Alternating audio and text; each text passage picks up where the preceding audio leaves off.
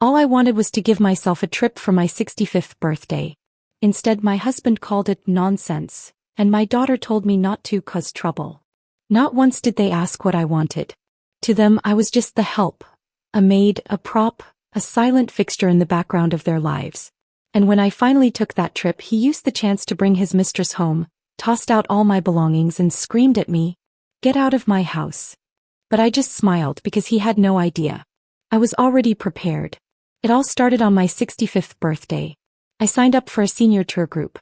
When Walter found out, he slammed his fork onto the dining table, the metal clattering against the wood with a sharp clang that echoed through the room. "You're too old for this kind of crap," he snapped, his voice low and cold, like a teacher scolding a misbehaving child. Eliza frowned, her tone laced with disapproval. "Mom, if you really go, who's going to pick up Maisie?" I looked at them both and felt like I was on trial, my only crime being that I wanted something for myself. And in that moment something inside me shifted. I'd had enough. I didn't want to be just Walter's wife. I didn't want to be only Eliza's mom. Or simply grandma to Juniper and Maisie. This time I wanted to be me. Just me. Early that morning I went to the grocery store and filled 2 heavy bags with ingredients. After all, today was special. I wanted to prepare a proper homemade dinner to celebrate. I made Walter's favorite, creamy chicken soup. Then I roasted rosemary ribs just the way Eliza liked them. For my 2 little granddaughters I crafted their own special menu, fresh blueberry muffins and caramel pudding. And for myself I made something I'd been craving for ages, garlic butter baked crab. Walter took 1 sip of the soup, wrinkled his nose and muttered, "A little too salty. Next time ease up on the salt." Eliza shot him a look, then slipped her arm around me. "Dad, your taste buds are ridiculous. I think it's perfect. Mom's cooking has always been my favorite." She turned to me with a smile. "Actually, Mom, we were planning to take you out to a nice restaurant for your 65th. It's just, well, there've been layoffs at the company and my bonus got cut again." I patted her hand and smiled. "It's okay, sweetheart. What's cozier than home? I love having dinner here with all of you." Eliza smiled and nodded. "You're right, Mom. Come on, eat more." I smiled back and reached for my fork, ready to dig into my baked crab. Just then my phone rang. The dining room was too noisy, so I stepped out onto the balcony to take the call. It wasn't long, 10 minutes at most. But when I returned to the table, my plate was completely empty. The crab was gone. Even the shells had been cleared away. All that remained were a few streaks of sauce on the plate. I stood there for a second, scanning the table. Eliza gave me an awkward smile. "Mom, that call took a while. Come sit down, eat something." I sighed softly and sat down, reaching for another spoonful of soup. Walter, already annoyed, spoke again. "Who the hell was calling you for that long? And while you're at it, pass me the cornbread." He pushed his empty plate toward me. I instinctively picked it up and got up to head to the kitchen. "It was Nora," I said over my shoulder. "She called to wish me a happy birthday." I couldn't help but laugh. "She said we should join a travel group together. Head to DC, see the Lincoln Memorial and the Capitol. She said if we don't go soon, our knees won't make it." That trip had been a secret wish of mine for years. I'd always wanted to stand before that towering statue of Lincoln on the National Mall, to gaze across the reflecting pool and feel the echo of history. Walter had been once, years ago. He'd come back unimpressed. "Nothing special about that place," he'd said. He never once asked if I wanted to go. Eliza had said she supported me traveling but always added, "Once the kids start school, we'll make it happen." Well, Juniper's in 5th grade now. Maisie's already in elementary school. But she never brought it up again. I don't blame her. Her life is a blur of deadlines and chaos. Every day is a race against the clock. Still, I knew deep down, if I kept waiting, it'd be too late for everything. So this year I gave myself a gift. A trip. To save money, I signed up for a short getaway recommended by the Community Senior Center. 3 days, 2 nights. Meals and lodging included. The whole thing only cost $500. Nora immediately frowned. "I bet a cheap tour like that's gonna drag you through a bunch of souvenir shops." She grinned and teased. "Who knows, they might even lock you in one and force you to buy a fridge magnet." I chuckled and shrugged. "Doesn't matter. It's not like we have to buy anything. Even if they talk our ears off, we can just look around and leave."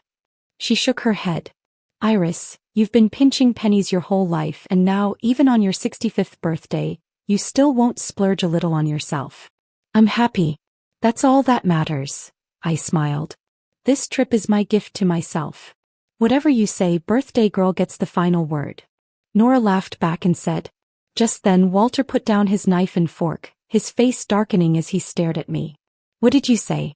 You're really going to Washington? I paused. Yes, I am. He scoffed, his anger boiling over. At your age? Running around like a fool? Stop wasting money. His voice was cold and harsh, like a steel door slamming shut. A chill crept through my chest. Eliza quickly stepped in. Dad, don't talk to Mom like that. For a fleeting moment I felt a flicker of warmth. Maybe she was finally taking my side. But then her next words hit me like a slap. Mom, just listen to Dad, okay? Cancel the trip. Let's not stir up trouble at home. She stood up and gently pulled me back to the table, reaching for my plate, trying to help. But my hands slipped. The plate crashed to the floor, scattering mashed potatoes and macaroni all over. Walter slapped the table and sneered, You can't even handle a plate and you think you're fit to travel? The look in his eyes said it all. You've never earned $1, never contributed anything to this family. What makes you think you deserve to enjoy life? Dad, enough, Eliza said again, trying to defuse the tension. Mom, just clean up the mess, okay? Then eat something. The food's getting cold. But I didn't move. I just sat there staring at the empty plate. Cold? Is there even anything left on the table that I actually wanted to eat? Eliza hesitated. Mom, what do you mean? I mean the baked crab I was looking forward to. Did any of it survive? Walter, now livid, reached into Maisie's plate, grabbed a chunk of crab meat and flung it onto mine. You wanted so bad? There. Happy now. The sauce splattered across my apron. Walter slammed his fist on the table. If it weren't for the kids, I'd teach you a real lesson right now. Then he stormed off and slammed the bedroom door behind him. I sat there looking at Eliza. Her expression had shifted. There was a trace of exhaustion, maybe even resentment. She sighed, scooped Maisie into her arms and disappeared into her room. My son-in-law Colin stood to the side in awkward silence, then finally said, Iris. You know, travel can get pretty expensive. I heard it could cost several $1,000s at least. Did he forget? His parents didn't just go to Washington last year. They also joined a guided tour across Europe. And not just any tour. Luxury tours, top tier, 0 shopping stops. $3,000 per person. And of course Eliza and Colin paid for it all. They've taken trip after trip, flaunting their adventures all over social media. Resort pools, French dinners, exclusive VIP tours. I sat at home scrolling through their photos and yes, I envied them. How could I not? Colin went on. Of course, we'll definitely make sure you get to travel too. Just, not right now. But I promise we will. Someday. But when have their promises ever meant anything? To me it was just another polite excuse, a way to brush me off. And I'd had enough of waiting. I have my own savings, Colin, I said almost quietly. I'm not spending your money. You don't have to worry. He scratched his head awkwardly. Iris, don't say that. Eliza and I really did promise to take you on a trip someday. It's just, things are tight right now. But once we're in a better place financially, we definitely will. I waved him off, cutting him short. I'd heard enough of these empty promises over the years. He took the hint and went silent, the room filling with a thick, awkward tension. The table was cluttered with half-eaten food, the warmth long gone, replaced by a dull chill in the air. I stood quietly and knelt down to pick up the shards of the plate I'd dropped earlier.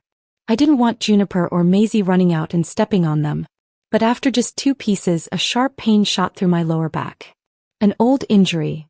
One I'd been carrying since Maisie was born. Back then, after Eliza gave birth, the whole family was focused on the new baby. Juniper had sulked that day, hiding under the covers and crying quietly. I'd sat beside her and asked gently, "What's wrong, sweetheart?" Through her tears she whispered, "Grandma, do you and Mommy love Maisie more than me now?" My heart ached. I pulled her into a hug. "Of course not. Grandma loves you both. Always." From then on, I became left arm for Juniper, right arm for Maisie.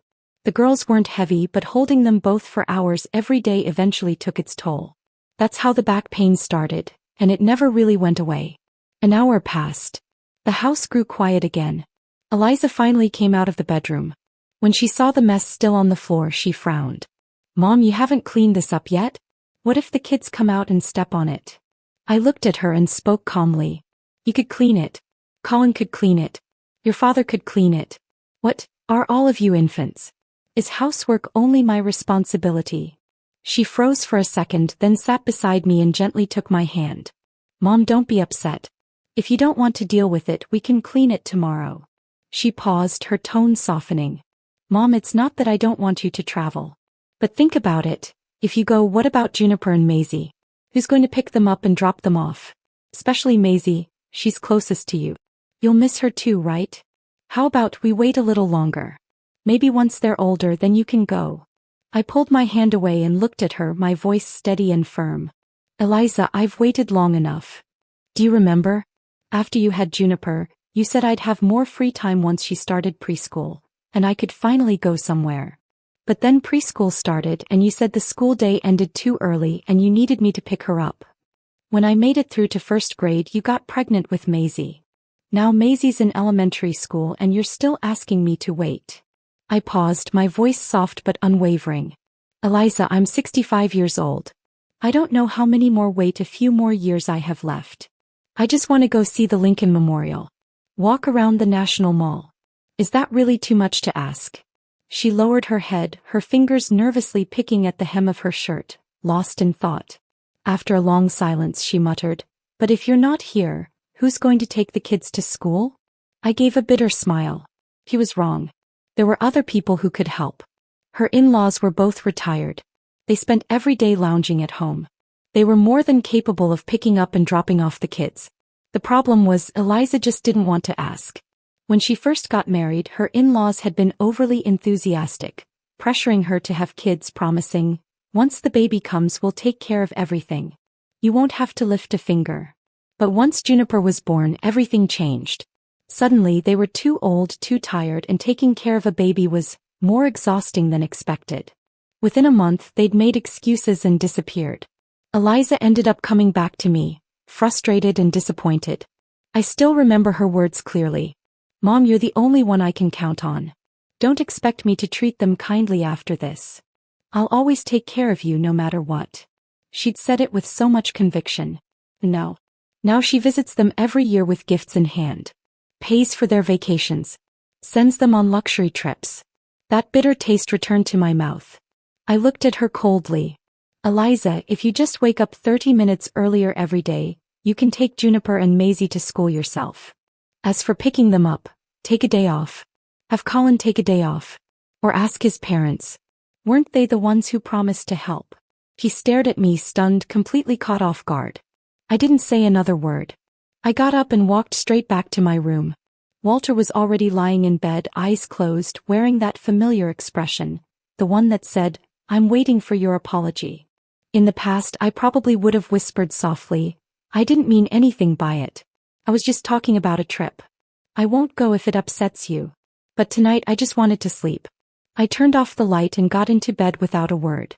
I had barely closed my eyes when a sharp pain shot through my waist. He had kicked me. The blow sent me tumbling to the floor, curling up in agony, breathless from the pain. Eliza and Colin heard the commotion and rushed over, knocking on the door. Mom? Dad? What happened? Are you okay? Before I could say anything, Walter's cold voice came from the bed. Stop pretending. Get up already. Don't make a fool of yourself in front of the kids. Eliza opened the door, flooding the room with light. She saw me still crumpled on the floor. Her steps faltered, she hesitated, almost moving to help me. But Walter barked, Leave her. Let's see how long she plans to keep up the act.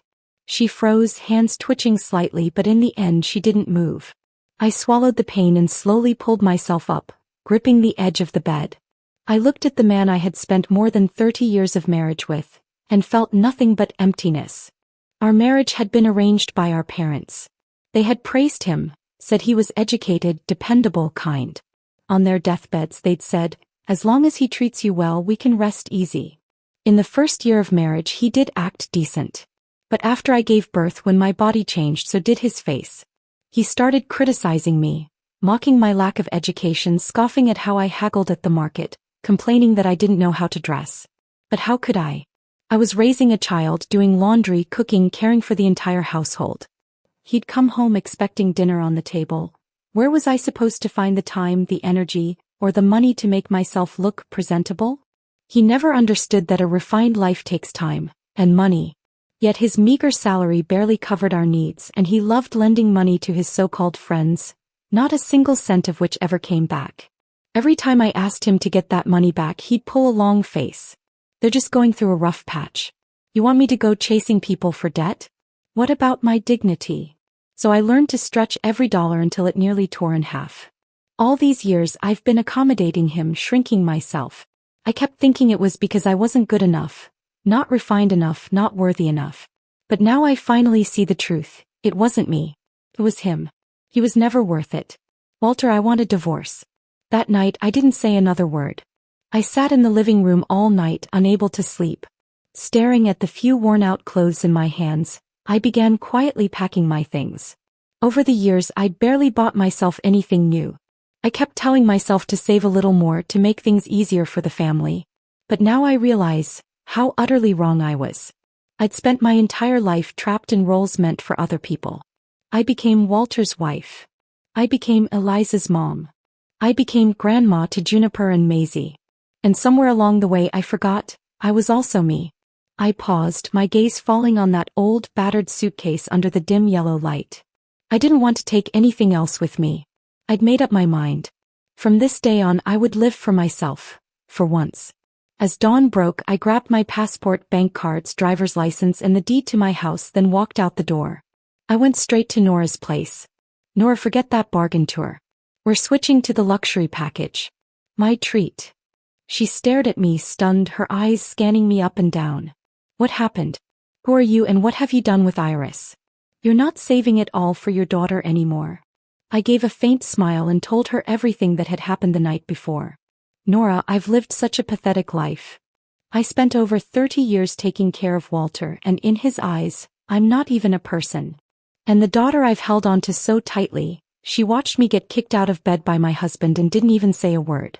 She couldn't even bring herself to offer me a hand. Last night was my 65th birthday and I didn't even get a bite to eat. My voice caught in my throat. My eyes blurred with tears. Nora gently patted my shoulder. Then this is perfect. You've finally seen it for what it is. From now on you don't owe anyone anything. It's time to live your own life. I wiped my face and stood tall. You're right. Starting today I'm done with their problems.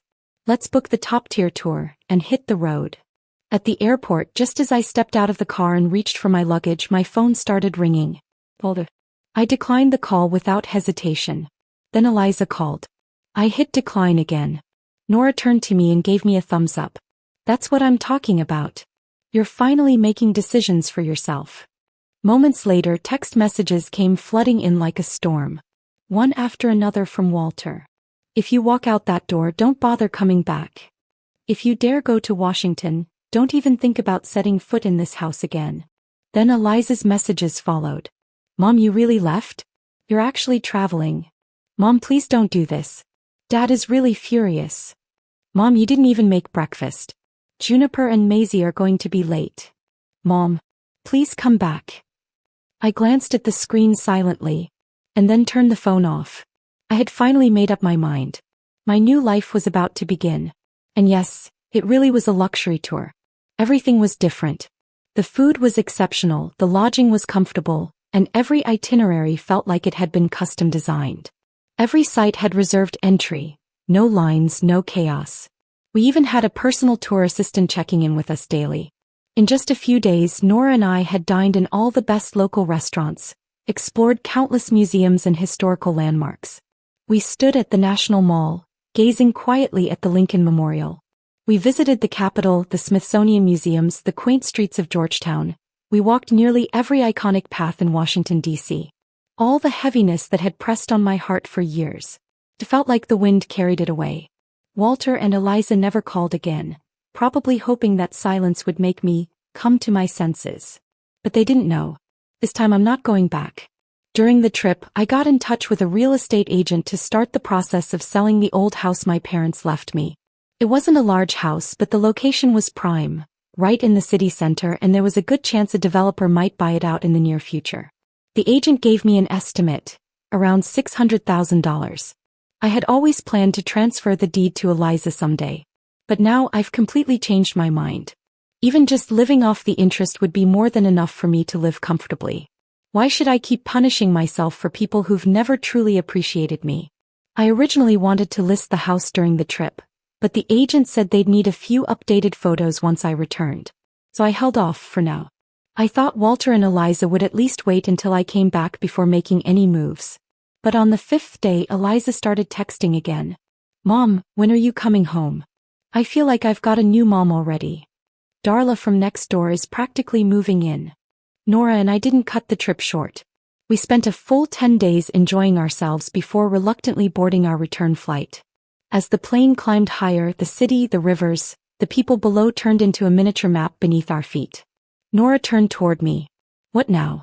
Are you really going to get a divorce?" I shook my head gently. "Nora, I'm 65. Most of my life is already behind me. I won't keep living in misery." She nodded. "If things get ugly, come stay at my place for a while." I got home around 3 in the afternoon. I walked up to the door, key in hand, only to realize the lock didn't fit. Looking closer, I saw the lock had been changed. I stood there, still gripping the key, a strange fog settling over me. Once behind this door was the home I had poured my life into building. For a brief second, I thought about calling Walter or Eliza to let me in. Then I changed my mind and called a locksmith. Luckily, I had the deed with me. Once he verified my ownership, he got to work. "New lock just installed a few days ago, and now you're replacing it again?" the locksmith muttered as he worked. "You people sure like to keep things exciting."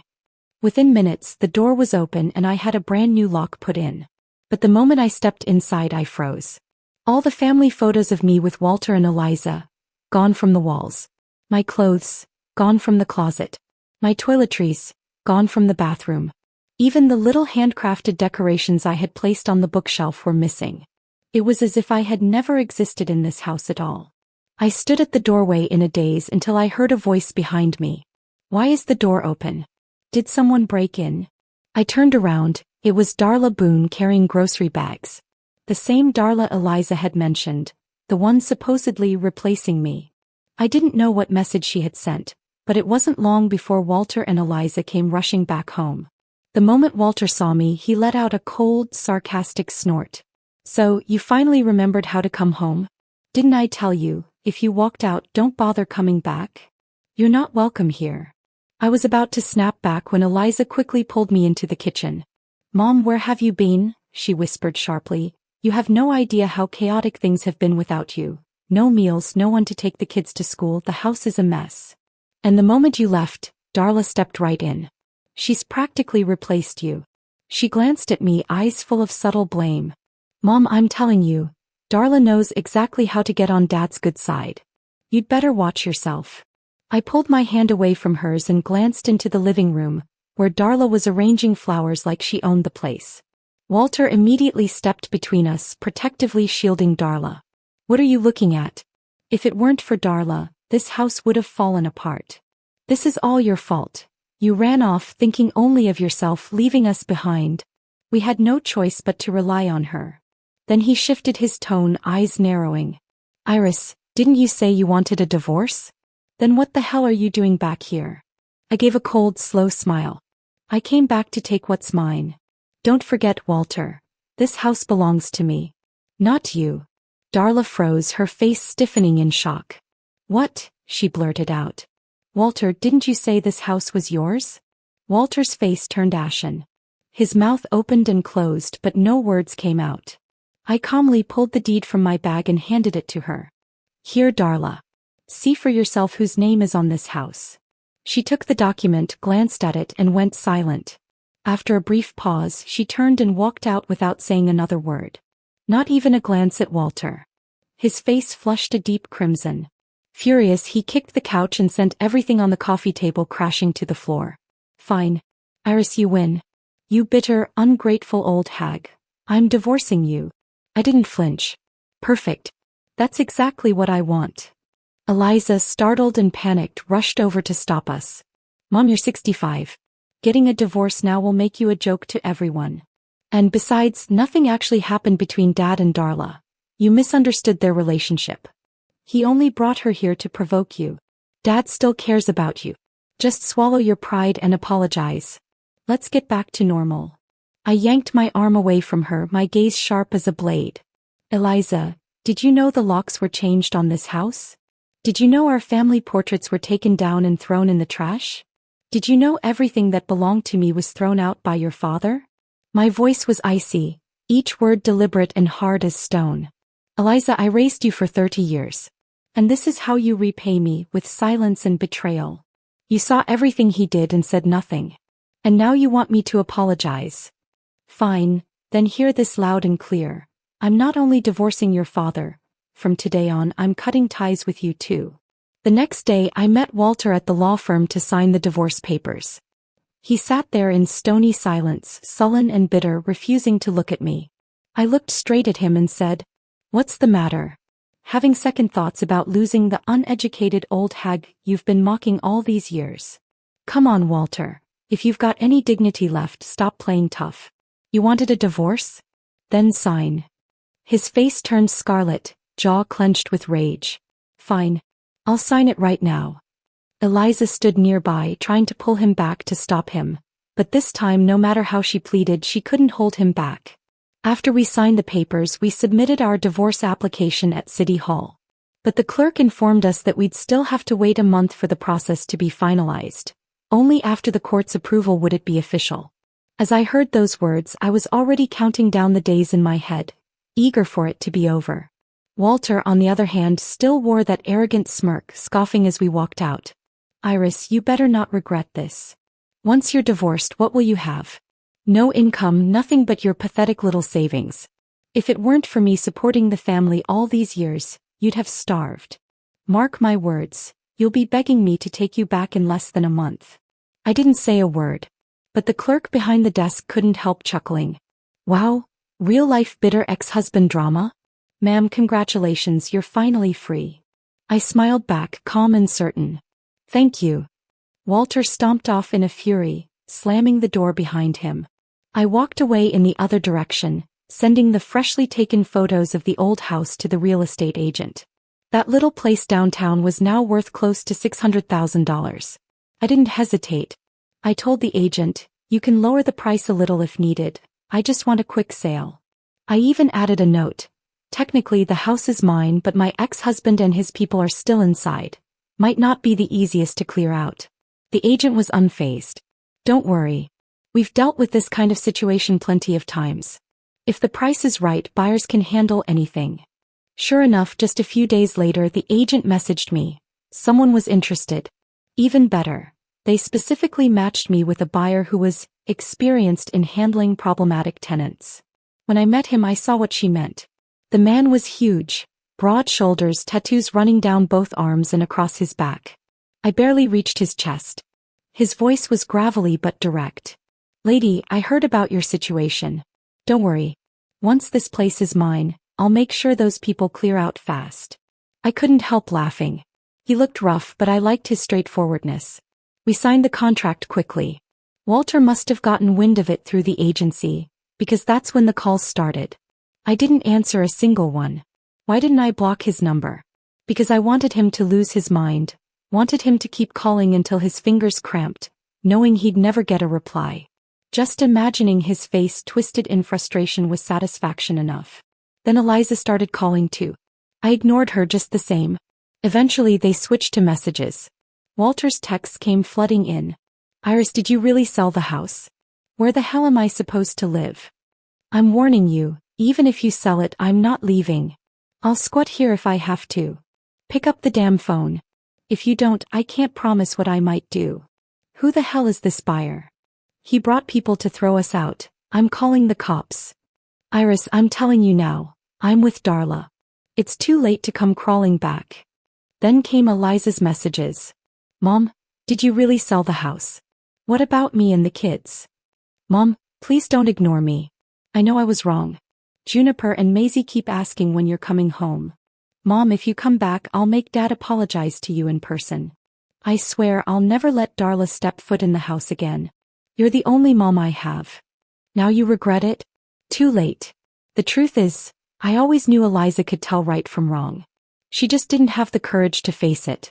She knew Walter held the financial reins in the family. To her, he was the pillar of the household. No matter how wrong he was, the whole family had to revolve around him. Me. I was just the unpaid housekeeper. The caretaker. The help. Who cares if the help feels hurt? Only now, when she realized I was serious about the divorce, did she start to panic. She wasn't afraid of losing me. She was afraid Darla would swoop in and claim Walter's pension and whatever assets he had left. So she tried to play the repentant daughter, hoping I'd return and restore the old order. But I didn't respond to any of their messages. I read them, then left them unread. Until the court finally sent the official divorce decree. That day I sent Walter a single message. It's time. We will be going to pick up the divorce certificate today. After 30 days apart, Walter looked like a completely different man. The once meticulous, sharp-dressed man now stood before me in a wrinkled shirt. His hair had gone noticeably grayer, and even his socks didn't match. One brown, one gray. The moment he saw me, he froze. It took him a few seconds before he finally muttered, "Iris, why do you look so stylish?" That's right. These past few weeks I had started taking yoga classes, getting skincare treatments, trying a new hairstyle, wearing well-fitted clothes. Who says age means fading away? Let's go. No more talking, I said flatly. Walter hesitated, his mouth opening and closing before he finally spoke. Maybe we should get back together? I don't want you to regret this.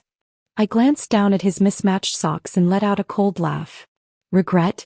The only thing I regret is not leaving you sooner.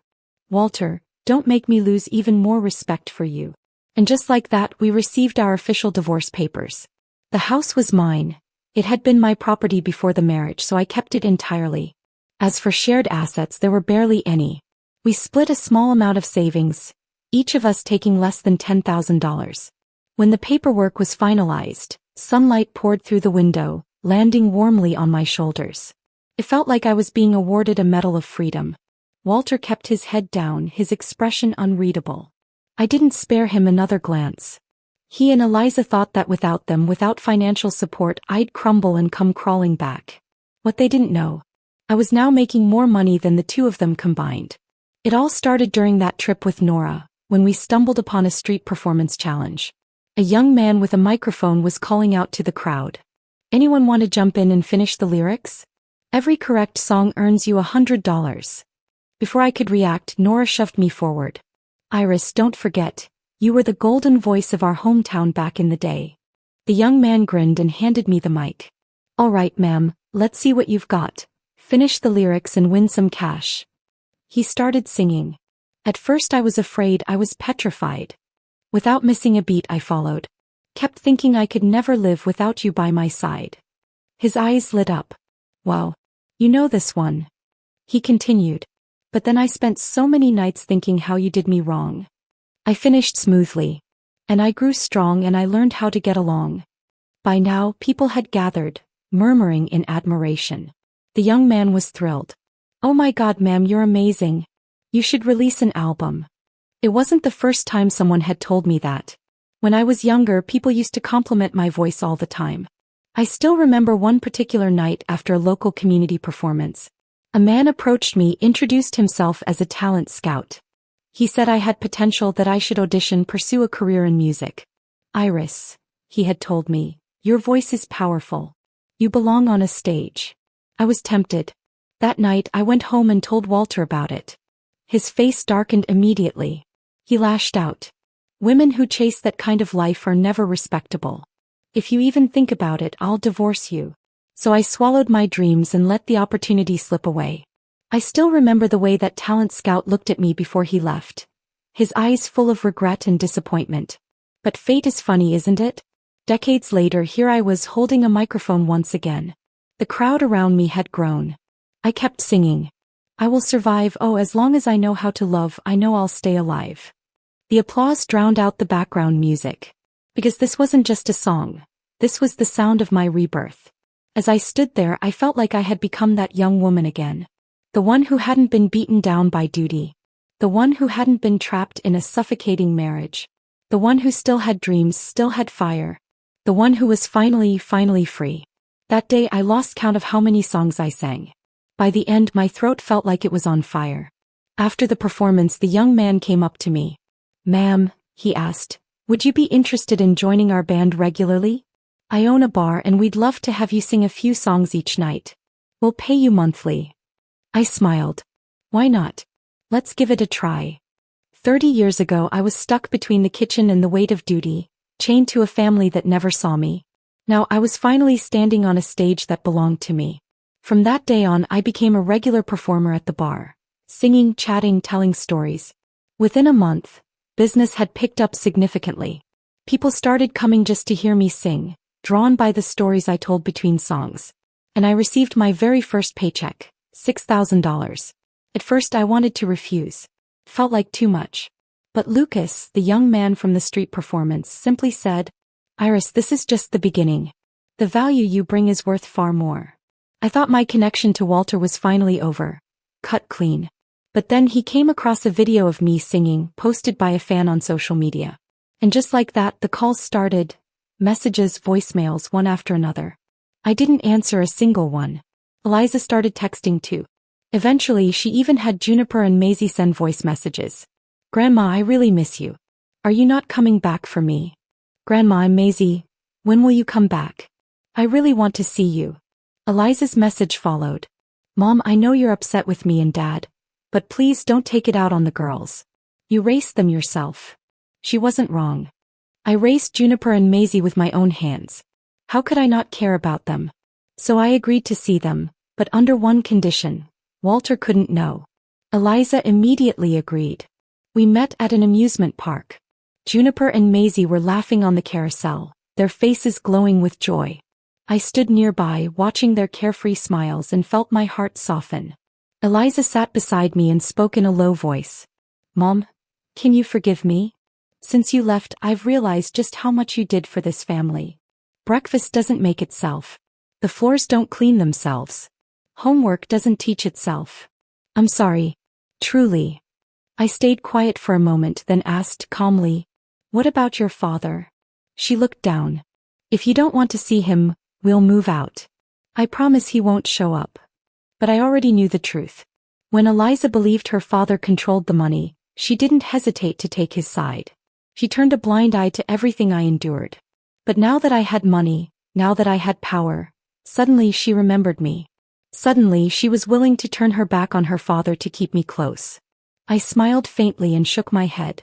"Eliza, I'll send you money every month, but on one condition. It's to be used only for Juniper and Maisie. And I need to be able to see them whenever I want." He paused for a moment, caught off guard. Then asked quickly, "Mom, why don't you just move in with us?" I smiled again and shook my head. "No, I'm good. I like my life now. Living alone suits me." I could tell she didn't like the terms. But she wasn't stupid. She knew refuse and she'd get nothing at all. In the end, she nodded. And my popularity only kept growing. Lucas, that young man, paid me like clockwork every month. Never late, not even once. Even better, he'd stop by during holidays with flowers and thoughtful gifts. With every new season, Nora and I would set off on a new trip. We no longer cared about the price. Only chose the best, the most luxurious tours. Nora would laugh and say, "My best friend is finally rich enough to spoil me." We traveled through mountains and rivers, laughing all the way. For once, life finally felt gentle with me. The next time I heard about Walter, it was through Eliza. He told me he eventually married Darla. He didn't have the house anymore, but he managed to get by on his pension. What he didn't expect was that Darla had been drowning in debt. Not long after the wedding, the debt collectors started calling Walter directly. He drained his savings trying to pay it off, and during a panic one day he slipped and broke his right leg. And Darla? While he was still in the hospital, she packed up her things and vanished. Never looked back. After his discharge, Walter was left all alone. He called Eliza, begging her to take care of him. But this time Eliza said no. She stood in front of me and said firmly, "Mom, I'm standing with you. Always." I didn't say a word. I just handed a box of chocolates to Juniper and Maisie, who looked up at me and burst into happy giggles. That's life sometimes. Just when you think the story has ended, another chapter quietly begins. I kept singing at the bar night after night. Old songs, new songs. Some listeners told me my voice reminded them of their childhood kitchens. Sunlight on the windowsill, their mother humming over the stove. Others said they had only come in for a casual drink but stayed because of my songs and my stories. I realized this might be the most beautiful part of life. You don't have to move mountains to make a difference. You just have to live honestly, and that's enough to bring light to others. Soon I was invited to local community events. Even the local TV station reached out asking to feature my story. From housewife to singer, their headline read. I just smiled. I wasn't anyone's inspiration.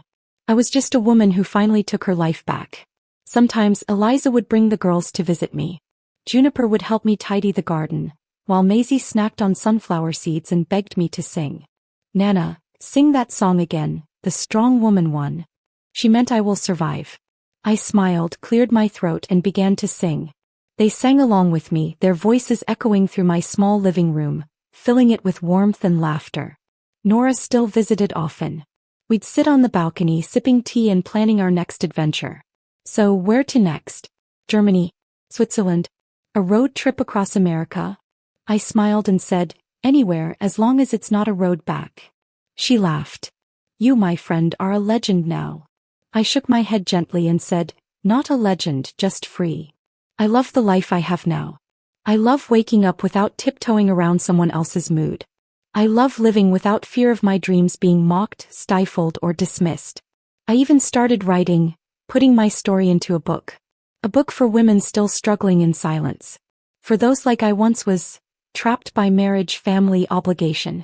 To tell them, you can begin again. 60 isn't the end. It's the moment life begins to bloom again. My name is Iris Evans, 60 years old, divorced, a singer, a woman who makes her own money, a woman who finally came back to herself. This name, this life, I've only just learned to cherish it. Sunlight spills through the window. A breeze lifts the curtain. I pick up the microphone, ready to start the evening's performance. Hello everyone, this is Iris. Let's sing something beautiful today. Life goes on. But I'm no longer the same.